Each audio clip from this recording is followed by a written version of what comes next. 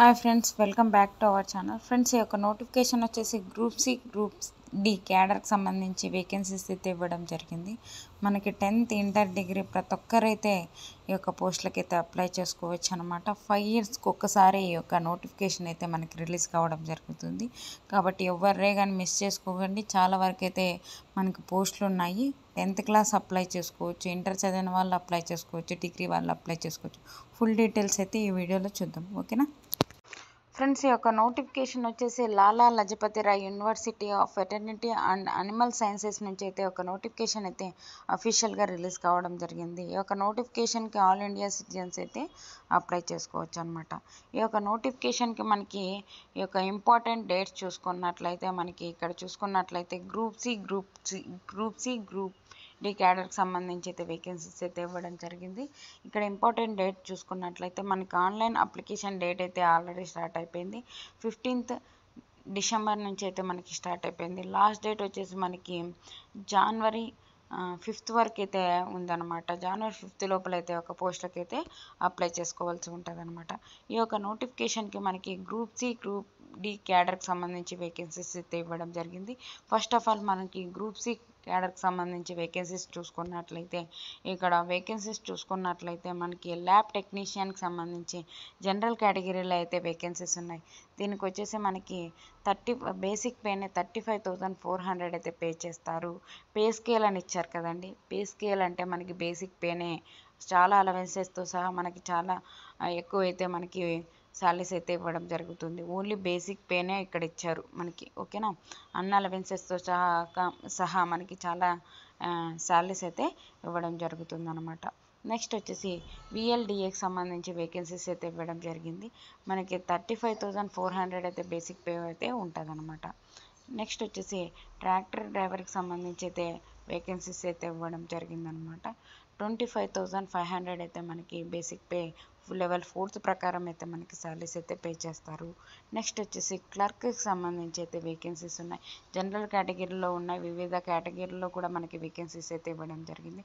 మనకి లెవెల్ 2 ప్రకారం అయితే శాలరీస్ పే చేస్తారు. 19,900 అయితే బేసిక్ పే ఉంటుంది. అన్ని రకాల అలవెన్సెస్తో సహా మనకి 30,000 పైగానే మనకి శాలరీస్ అయితే ఇవ్వడం జరుగుతుంది అనమాట. నెక్స్ట్ వచ్చేసి కంప్యూటర్ ఆపరేటర్కి సంబంధించి వేకెన్సీస్ అయితే జనరల్ కేటగిరీలో అయితే ఉన్నాయి కాబట్టి అన్ని కేటగిరీ వాళ్ళు అయితే అప్లై చేసుకోవచ్చు, ఓకేనా. దీనికి కూడా మనకి 19,900 అయితే బేసిక్ పే ఉంటుంది. నెక్స్ట్ వచ్చేసి స్టెనో టైపిస్ట్కి సంబంధించి అయితే వేకెన్సీస్ అయితే ఇవ్వడం జరిగింది. దీనికి వచ్చేసి 19,900 అయితే లెవెల్ 2 ప్రకారం అయితే శాలరీస్ అయితే బేసిక్ పేనే పే చేస్తారనమాట. నెక్స్ట్ వచ్చేసి ల్యాబ్ అటెండర్కి సంబంధించి అయితే వేకెన్సీస్ ఉన్నాయి. జనరల్ కేటగిరీలో ఒకటి ఉంది, ఈడబ్ల్యూఎస్లో అయితే ఒకటైతే వేకెన్సీస్ ఉంది. దీనికి వచ్చేసి మనకి మంత్లీనే బేసిక్ పే వచ్చేసి 19,900 అయితే పే చేస్తారు. నెక్స్ట్ వచ్చేసి డైరీ మ్యానుఫ్యాక్చరింగ్ అసిస్టెంట్కి సంబంధించి అయితే జనరల్ కేటగిరీలో అయితే వేకెన్సీస్ ఉంది. దీనికి కూడా మనకి బేసిక్ పేనే 19,900 అయితే పే చేస్తారు. నెక్స్ట్ వచ్చేసి గ్రూప్ డి క్యాడర్కి సంబంధించి అయితే వేకెన్సీస్ అయితే ఇక్కడ ఇవ్వడం జరిగింది. అనిమల్ అటెండర్కి సంబంధించి వేకెన్సీస్ అయితే ఇవ్వడం జరిగింది. జనరల్ కేటగిరీలోనే 8 ఉన్నాయి.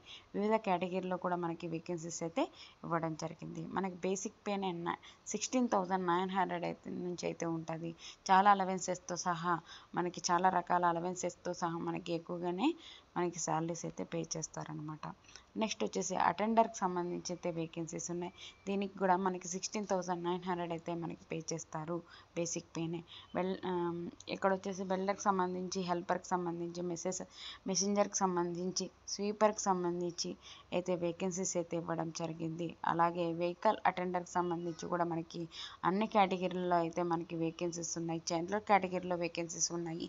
ఒకటే శాలరీ వైజ్ అయితే ఉన్నది. మనకి బేసిక్ పేనే 16,900 అయితే పే చేస్తారనమాట.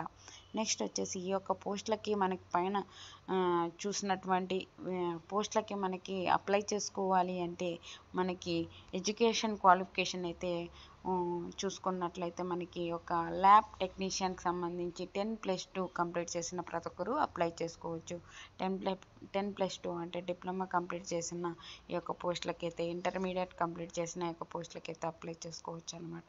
నెక్స్ట్ వచ్చేసి విఎల్డిఏకి సంబంధించిన ఈ యొక్క పోస్ట్కి అప్లై చేసుకోవాలి అంటే 10+2 కంప్లీట్ చేసిన ప్రతి ఒక్కరు ఈ యొక్క పోస్ట్కి అయితే అప్లై చేసుకోవచ్చు అనమాట.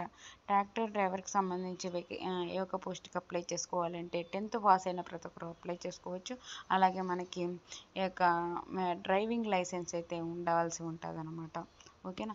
క్లర్క్ సంబంధించి ఒక పోస్ట్కి అప్లై చేసుకోవాలి అంటే ఏ విభాగంలో గ్రాడ్యుయేట్ కంప్లీట్ చేసిన ఒక పోస్ట్కి అయితే అప్లై చేసుకోవాల్సి ఉంటుంది అనమాట. నెక్స్ట్ వచ్చేసి కంప్యూటర్ ఆపరేటర్కి సంబంధించి అయితే మనకి వేకెన్సీస్ అయితే ఉన్నాయన్నమాట. దీనికి వచ్చేసి మనకి ఏ విభాగంలో గ్రాడ్యుయేట్ కంప్లీట్ చేసిన యొక్క పోస్టులకి అయితే అప్లై చేసుకోవచ్చు. ఓకేనా. నెక్స్ట్ వచ్చేసి స్టెనో టైపిస్ట్కి సంబంధించి ఈ యొక్క పోస్టులకు అప్లై చేసుకోవాలి అంటే ఏ విభాగంలో గ్రాడ్యుయేట్స్ కంప్లీట్ చేసిన అప్లై చేసుకోవచ్చు. అలాగే మనకి టైపింగ్ స్కిల్స్ అయితే ఉండవలసి ఉంటుంది అనమాట.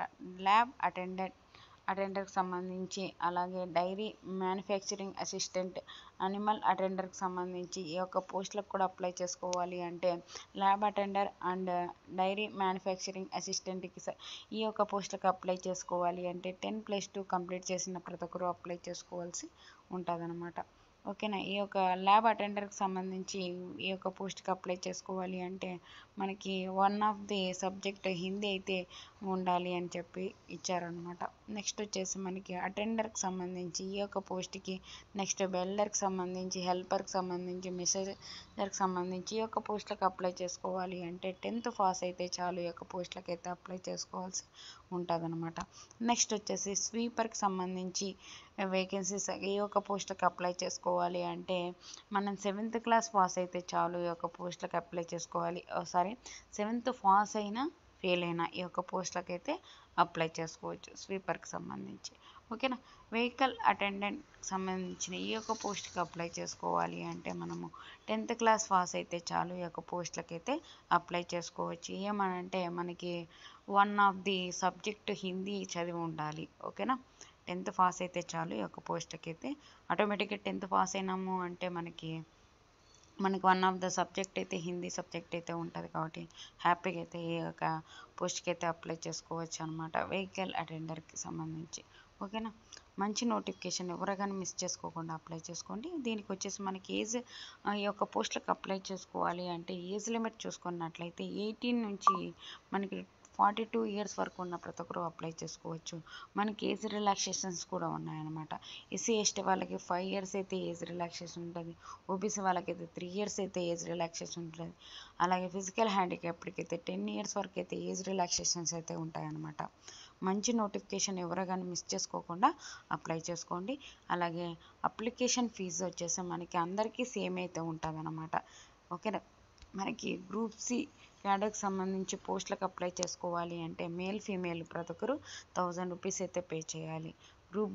గ్రూప్ డి క్యాడర్కి సంబంధించి పోస్టులు అప్లై చేసుకోవాలంటే మేల్ ఫీమేల్ 600 అయితే పే చేయవలసి ఉంటుంది అనమాట.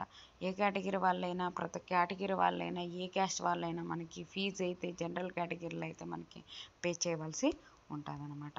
నెక్స్ట్ వచ్చేసి ఈ యొక్క పోస్టులకి మనకి సెలక్షన్ ప్రాసెస్, మనకి సిలబస్ చూసుకున్నట్లయితే గ్రూప్ సి గ్రూప్ డి క్యాడర్కి సంబంధించిన 2 క్యాడర్కి సంబంధించి మనకి ఒకటే ప్యాటర్న్ ఎగ్జామ్ అయితే ఉంటుంది. మనకి 100 మార్క్స్కి అయితే మనకి ఎగ్జామ్ అయితే రిటర్న్ టెస్ట్ అయితే కండక్ట్ చేస్తారు.